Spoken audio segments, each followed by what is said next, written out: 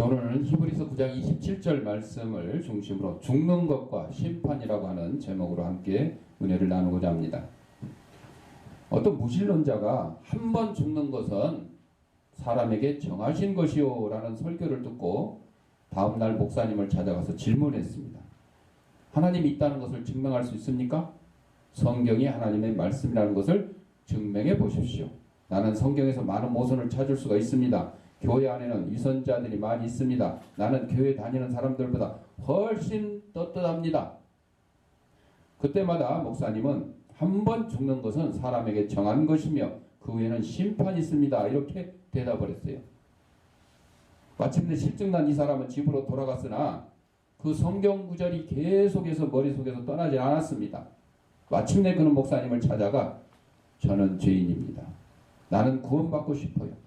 나는 한 번 죽는 것이 정한 이치라는 것과 그 후에 심판이 있다는 것을 압니다. 지금 구원 얻는 방법을 가르쳐 주십시오 라고 호소했습니다. 세상 사람들은 한 번 죽는 것은 사람에게 정하신 것이요 라는 구절을 믿고 있지만 무시하며 살아갑니다. 알렉산더가 이렇게 말했어요. 나는 죽음 문제를 빼놓고는 무슨 일에나 시간과 생각을 바쳤다. 사실 죽음은 내가 심사숙고했어야 할 가장 중대한 일이었다라는 기록을 남겼습니다. 우리들은 그 후에 심판이 있으리라는 이 구절에 대해서 생각해 봐야 됩니다. 그때는 우리의 모든 행위와 언행 심사를 낱낱이 고해야 됩니다.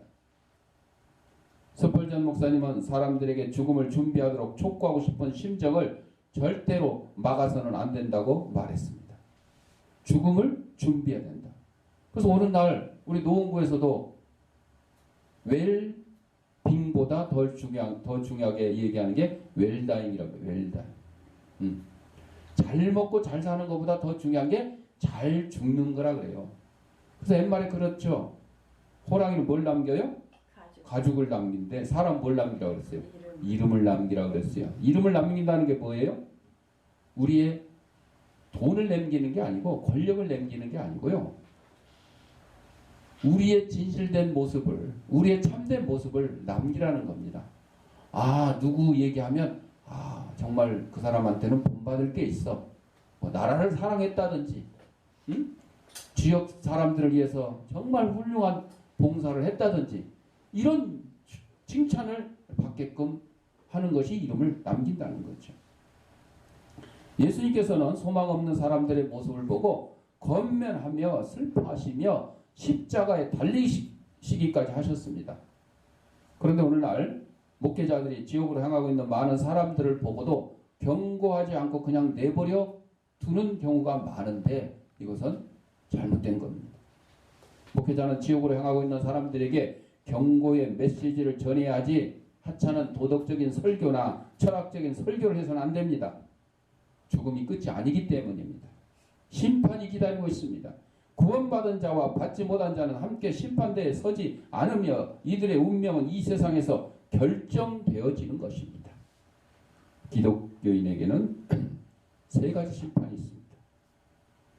첫째, 죄의 심판이 있고, 둘째, 자기 심판이 있고, 셋째, 공력의 심판이 있다고 그랬습니다. 어제 그 케이블 TV에서 영화를 하나 봤는데 12번째 솔저, 군인이란 뜻이죠. 군인.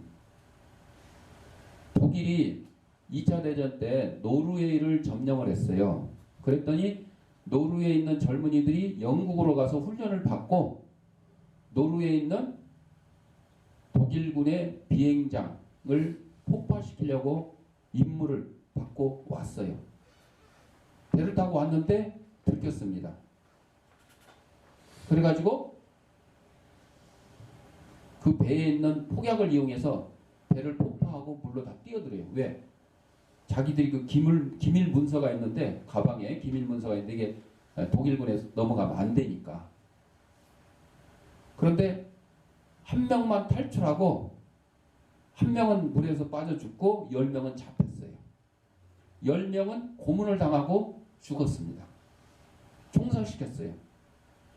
근데 이 한 명이 살아남았어요. 어떻게 살아남았냐? 자기 힘으로 살아남은 게 아니에요. 엄지발가락에 총을 맞고 다리 부상을 입었고, 그리고 그 한쪽 발은 군화를 신고 한쪽 발은 왼발로, 노르웨이 하면 저 북극 가까이 있는 나라이기 때문에 눈이 참 많이 오잖아요. 그리고요, 땅은 우리 대한민국보다 3배나 넓어요. 그런데 인구는 10분의 1밖에 안 돼요. 500 몇십만 명밖에 안 돼요. 그러니까 우리 대한민국은 뭐 웬만한 데 가면 마을 있고 동네 있고 다 있잖아요. 도시가 있고. 근데 노르웨이는 그렇지 않습니다. 아주 허벌판 그냥. 그런데 이 사람이 다쳐가지고 혼자 탈출을 할 수가 없잖아요. 노르웨이 사람들이 돕습니다. 목숨 걸고 돕는 거예요. 우리나라 일제시대 때 독립군들 돕는 것처럼, 또 6.25 때 우리 국군을 돕는 그런 것처럼. 노르웨이가 그 루터교가요 85%, 우리 기독교인이 85% 이상이 기독교인이에요. 그러니까 그 사람들의 그 군인을 돕는 모습은 자기 나라를 위해서 싸우는 그 군인이잖아요. 돕는 모습은 바로 이 그리스도의 사랑이 밑바탕이 된 거죠. 그래서 여러 사람의 도움으로요 썰매를 만들어 가지고 막 해가지고 스웨덴으로 탈출을 해서, 왜냐하면 노르웨이 바닷가 쪽은 독일군들이 다 지키고 있으니까 스웨덴 국경을 넘어서 그리고 영국으로 탈출을 하게 된 거죠. 한 명 생존. 그것을 보면서 여러분, 이 노르웨이를 위해서 싸우는, 자기 조국을 위해서 싸우는 군인들을 돕는 그 노르웨이 국민들도 스웨덴 국민들까지 있어요. 그 사람들의 모습을 보면서 이 한 생명을 살리기 위해서 얼마나 애쓰고 노력하는지. 그래서 우리 기독교인들은 어떤 마음을 가져야 돼요? 지옥으로 향하고 있는 한 영혼을 구하기 위해서 정말 애쓰고 힘써야 되겠다. 그런 교훈을 그 영화를 통해서 받는 거예요. 영화 잘 봤잖아요. 이렇게 해서 영화를 잘 본 거예요. 뭐 그 대단하다, 막 무섭고, 뭐 이게 아니고. 그러면 우리 기독교인에게 있는 3가지 심판 중에 먼저 죄의 심판이 있어요. 우리들은 죄인으로 태어났지만 예수님께서 우리 죄를 위하여 죽음으로 값을 치렀기 때문에 죄값에 대해서 두려워할 필요가 없어요. 그래서 로마서 6장 23절에 우리 성경 구절 한번 봅시다. 그냥 여러분들 이거 보여드리는 거 한번 보세요.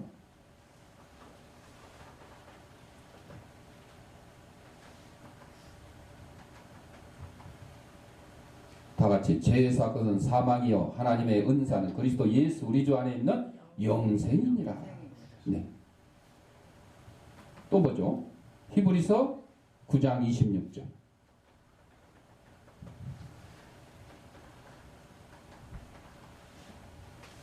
다 같이, 그리하면 그가 세상을 창조한 때부터 자주 고난을 받았어야 할 것이로되 이제 자기를 단번에 제물로 드려 죄를 없이 하시려고 세상 끝에 나타나셨느니라. 또 베드로전서 2장 24절에서도 이렇게 말씀하고 있어요.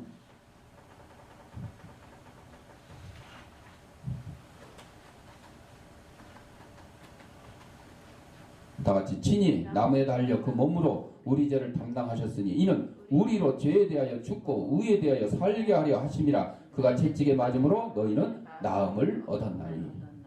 죄의 문제를 누가 해결했어요? 예수님께서 해결해 주신 거죠. 또 히브리서 8장 12절에 보면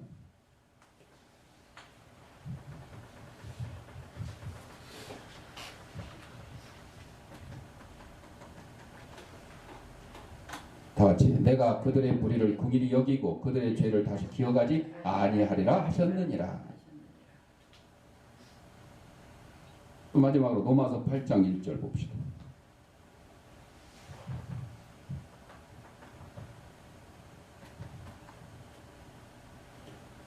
다 같이, 그러므로 이제 그리스도 예수 안에 있는 자에게는 결코 정죄함이 없나니.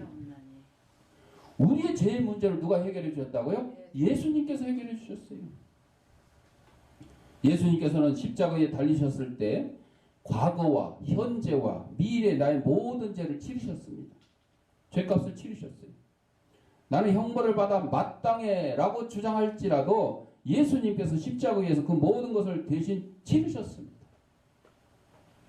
여러분, 내가 100만 원의 빚을 지고 있는데 갚을 능력이 없을 때 친구가 대신 갚아주는데 나는 자존심 있는 사람이야. 자네가 내 빚을 대신 안 갚아줘도 돼. 이렇게 거절하게 되면 나는 여전히 뭔쟁이? 빚쟁이. 여전히 빚쟁이. 앞으로도 빚쟁이 신세를 면하지 못합니다. 거기서 빚쟁이 신세를 면하려면 내 자존심 따위는 버리고 친구가 대신 갚아준 거 감사히 생각하면 되는 거죠. 감사히 받아들이면 돼요. 마찬가지로 내 이 죄값이 많은데 이 죄값을 치러야 되는데 예수님께서 내 죄값을 치러줘야 되는데 치러주겠다고 하는데 내가 뭐 때문에? 자존심 상해서 자존심 때문에 나는 그거 예수님이 내 죄값을 대신 치르는 거 반대야. 이렇게 거절을 한다 그러면 우리는 여전히 뭐예요? 죄인이죠. 뿐만 아니라 우리는 어디로 가게 돼요? 지옥으로 가게 돼요. 죄의 문제를 해결받지 못했기 때문에. 내 죄값을 치러주신 주님께 감사하며 주님 앞에 나오게 될 때 우리는 심판대 앞에 서지 않아도 되는 것입니다. 예수님 앞에 나오는 길만이 이 세상에서 기독교인의 죄가 심판되는 방법입니다. 네. 예수님의 죄값으로. 예수님의 십자가의 보혈로 나의 죄값을 다 해결하고 지옥에 갈 수밖에 없는 우리가 내 자존심 다 버리고 주님 앞에 나오기만 하면 되는 겁니다. 두 번째로 자기 심판이 있어요. 우리 기독교인들도 죄를 범합니다. 우리가 완전한 인간은 이 땅에 없어요. 의인은 없나니 한 명도 없다고 그랬어요. 우리가 예수 그리스도의 십자가의 보혈로 말미암아 죄인이 의인이 의롭게 된 거죠. 원래 의인이 아니에요. 의롭게 된 거죠. 예수님의 십자가의 보혈로. 그렇기 때문에 누구나 죄를 질 수가 있어요. 옛날에도 지었고 지금도 짓고 앞으로도 질 수 있어요. 그 모든 과거, 현재, 미래의 죄값을 예수님이 다 감당해 주셨어요. 여러분이 빚진 거, 옛날에 빚진 것도 누가 갚아주고 지금 빚진 것도 갚아주고 앞으로 빚질 것도 갚아준다면 그냥 빚지는 거 걱정 없이 그냥 은행돈 그냥 마음대로 빌려다 써도 될 것 같죠? 응? 될 것 같죠? 근데 죄의 문제는 그렇게 하면 안 되죠. 과거의 죄, 지금 알게 모르게 짓는 죄, 이 죄값을 예수님이 치러주셨는데 앞으로 지을 죄까지 예수님이 다 죄값을 치러주신다고 그러니까 마음 놓고 죄지도 된다고요? 아니죠. 아니죠. 그건 아니죠. 어쩔 수 없이 부득불 지은 죄 하나님 앞에 나와서 회개하고 예수님의 십자가의 보혈로 우리는 용서함을 받으면 돼요. 그러나 고의로 막 그렇다고 그냥 죄 짓고 다니면 안 되는 거겠죠. 회개치 아니하면 용서하면 회개하면 용서해 주시지만 회개치 아니하면 벌을 내려 주신다는 거죠. 살인한 자는 교수대로 보내며 불효자는 벌을 줍니다. 훌륭한 자녀로 키우기 위해서입니다. 그래서 많은 사람들 앞에 요새는 지금 우리나라에도 사형 제도가 현재 존속은 하고 있지만 실제 집행을 안 하고 있어요. 그래서 사형수로 교도소에 있으면서 집행을 안 한 지가 오래됐어요. 그리고 이제 인권 하면서 또 세계 유엔 인권 어쩌고 하면서 또 유럽의 선진국들이 이 사형 제도를 폐지를 하니까 우리도 이제 사형 제도를 폐지해야 된다. 이런 얘기들이 있죠. 근데 옛날에는요, 그 서부 영화 같은데 우리나라 별로 그런 게 없었는데 서부 영화 같은데 보면 죄진 사람 잡아다가 교수형에 처하죠. 교수형.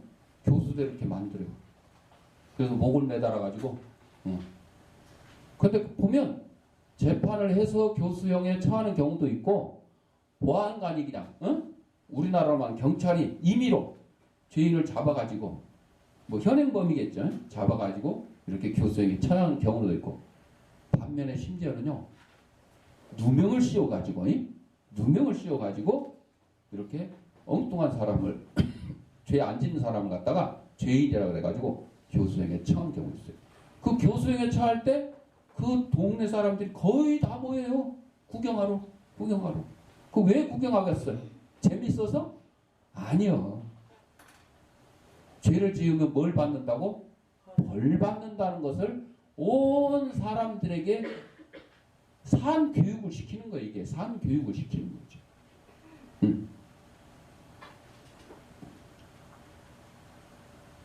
하나님께서도 우리들을 사랑하시기 때문에 우리들의 범죄를 징계하십니다.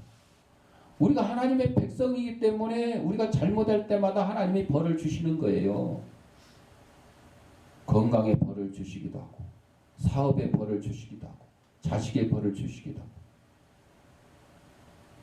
그러니까 여러분들 그러죠. 아니 나는 예수님을 열심히 잘 믿는데 교회도 안 빠지고 나에게는 왜 이런 일이 생기냐. 하나님 너무하십니다. 이럴 때 있죠. 그러면서 그때 뭐라 그러냐. 아니 옆집에 아무개는 저 누구는 하나님도 안 믿고 교회도 안 나오고 맨날 사기만 치고 다니고 남의 등만 치고 그러고 다니는데 왜 쟤한테는 벌 안 줘요? 하나님? 이렇게 하소연할 때가 있지. 바로 이겁니다. 우린 누구의 자녀? 하나님의 자녀. 그 사람은 누구의 자녀? 마귀의 자녀. 아니 마귀의 자녀를 하나님이 일일이 뭐 이렇게 벌 줄 필요 있어요? 없어요. 여러분의 자녀가 말 안 들으면 여러분이 야단을 치고 여러분이 해초리를 때리는 거죠.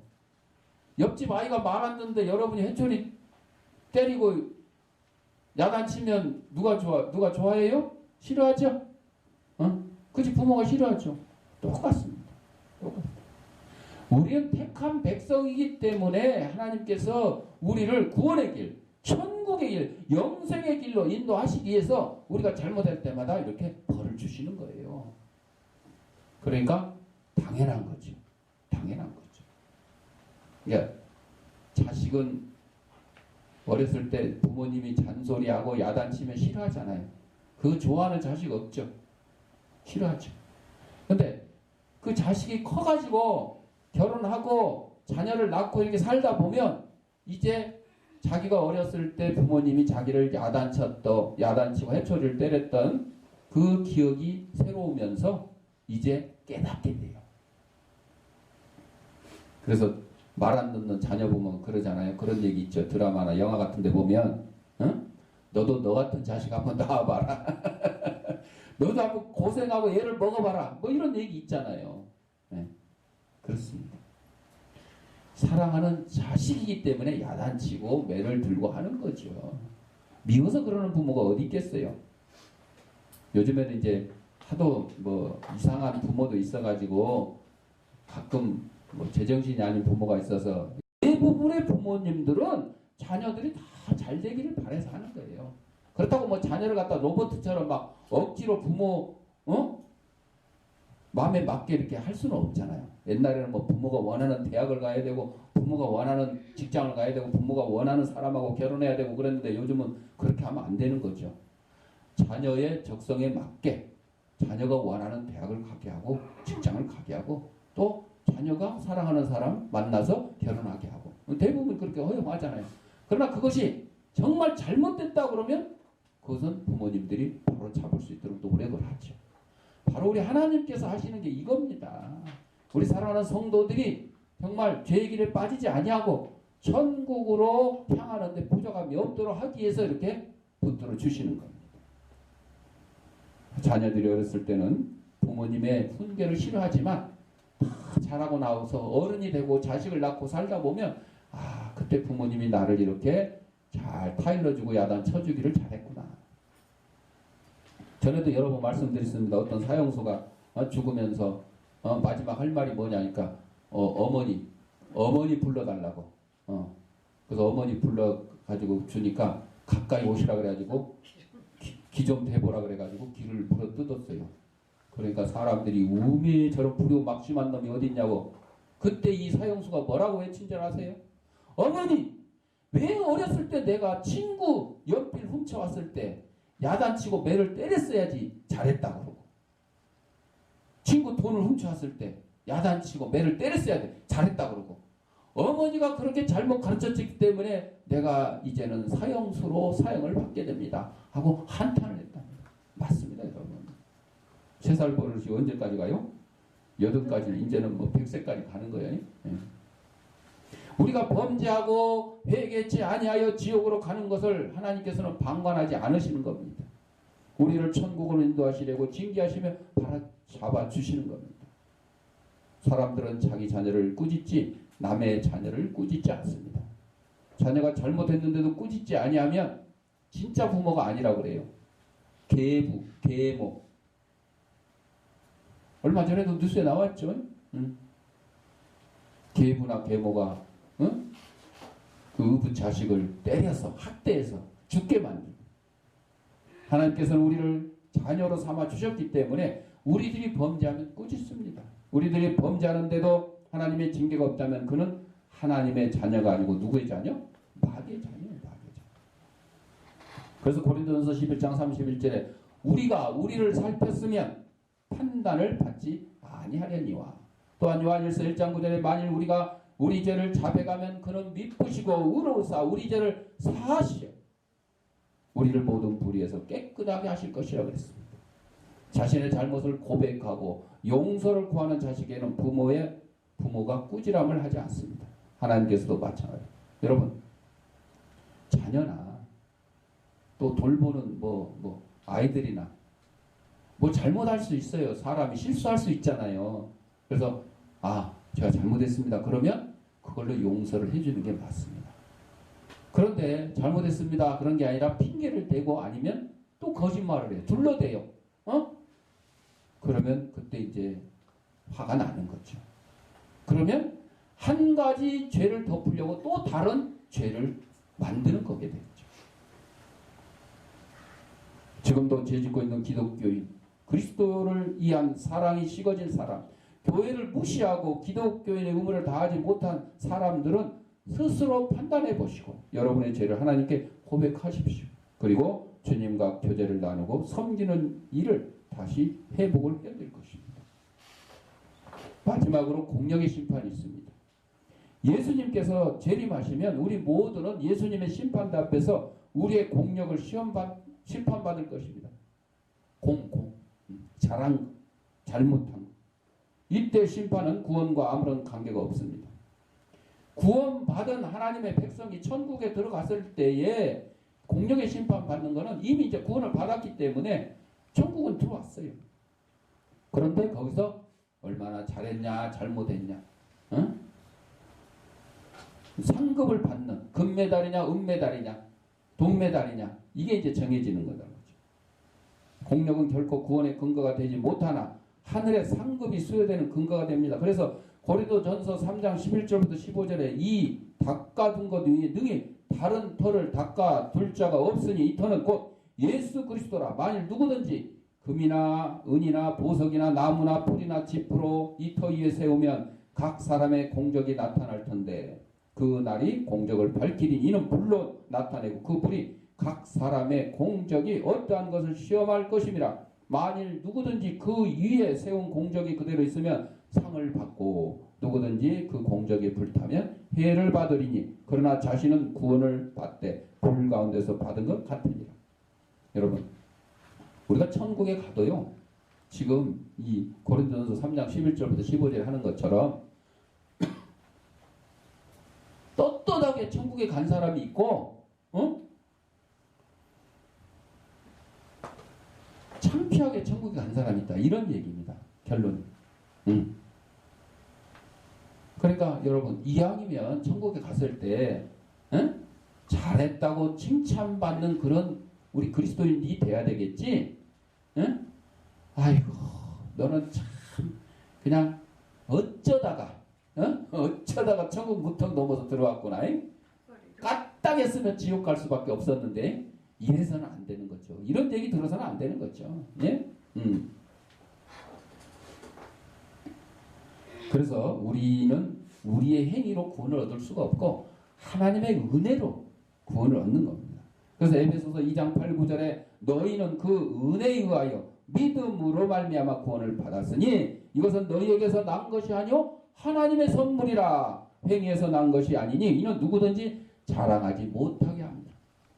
내가 천국 간 것이 내가 뭘 잘했고 막 내가 막 예수님 위해서 순교당했고 막 뭐 내가 몇 명을 전도했고 이런 것 때문에 구원받은 게 아니라는 거죠. 하나님의 은혜로. 내가 순교당하는 것도 하나님의 은혜고 내가 몇 명을 전도한 것도 하나님의 은혜. 다 은혜입니다. 우리는 감사할 따름입니다. 우리 자신을 위하여 힘썼다면 상급이 없어지나 주님을 위하여 힘썼다면 상급을 받을 것입니다. 예수님 때문에 순교당했으면 예수님한테 상급 받는 거요. 예수님을 위해서 전도했다 그러면 예수님 앞에 상급을 받는 게 마땅한 겁니다. 그래서 고린도후서 5장 9절 10절에 그런즉 우리는 몸으로 있든지 떠나든지 주를 기쁘시게 하는 자가 되기를 힘쓰노라. 이는 우리가 다 반드시 그리스도의 심판대 앞에 나타나게 되어 각각 선악간에 그 몸으로 행한 것을 따라 받으려 함이라 그랬습니다. 또 로마서 14장 10절에도 내가 어찌하여 내 형제를 비판하느냐 어찌하여 내 형제를 업신여기느냐 우리가 다 하나님의 심판대 앞에 서리라. 예. 또 요한계시록 22장 12절에 보라 내가 속히 오리니 내가 줄 상이 내게 있어 각 사람에게 그가 행한 대로 갚아주리라. 상 주신다 그랬어요. 상 주시. 여러분 아니 올림픽에 나가서 열심히 했는데 1등 했는데 상도 안 주고 그러면 섭섭하겠어요? 안 섭섭하겠어요? 섭섭하지. 올림픽 나갈 필요가 없는 거예요. 상도 안 주면. 그런데 그 금메달 하나 따려고 그냥 몇 년 동안 훈련하고 연습하고 그렇게 나가서 금메달 따기 위해서 노력을 했잖아요. 그러니까 1등 했으면 당연히 금메달을 줘야 돼요.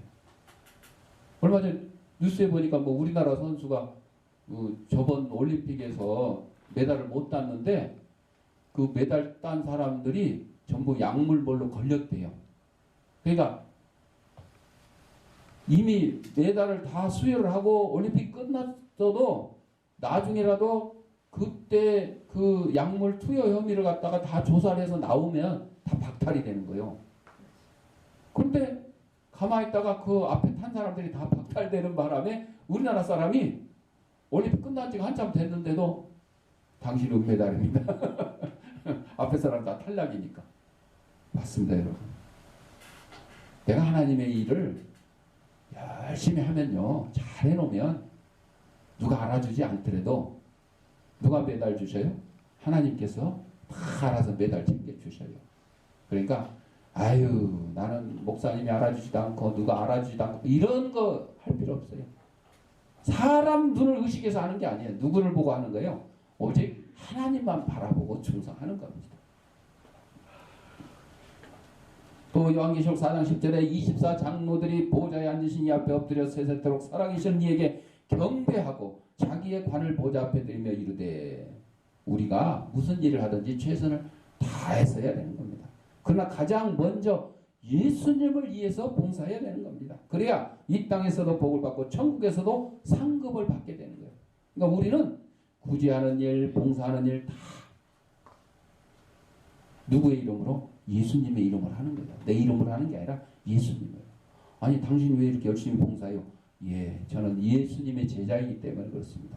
아, 당신 왜 이렇게 남을 잘 도와요? 예, 저는 예수님의 제자이기 때문에.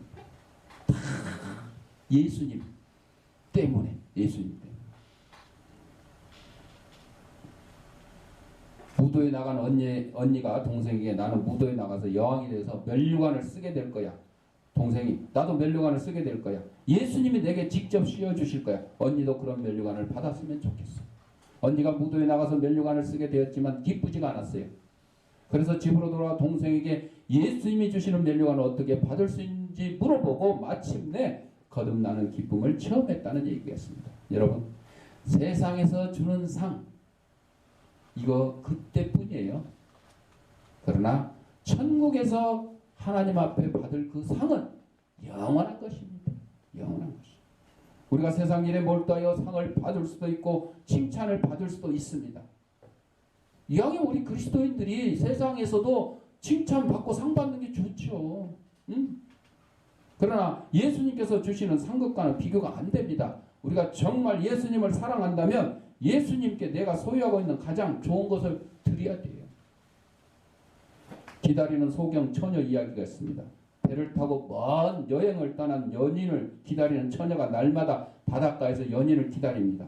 처녀의 아버지는 단념하라고 말렸지만 처녀는 단념하지 않았고 화가 난 아버지가 처녀를 때렸는데 잘못되어서 장님이 되고 말았습니다. 그런데도 처녀는 포기하지 않고 날마다 바닷가로 나와 눈으로는 볼 수 없지만 귀로 연인의 돌아오는 소리에 귀를 기울이고 있었습니다. 연인은 끝내 돌아오지 않았지만 처녀는 평생 그가 돌아오는 소리에 귀를 기울이고 있었습니다. 이런 것처럼 우리가 예수님을 사랑한다면 예수님의 사랑을 잃지 말아야 됩니다. 어느 날인가 오실 예수님을 기다리며 충성을 다해야 한다는 것입니다. 우리 모두 잘하였도다 충성된 종아 내가 주님의 기쁨에 참여할지어다 이렇게 말씀하시는 예수님의 음성을 듣는 저와 여러분이 되시기를 바랍니다. 기도하겠습니다.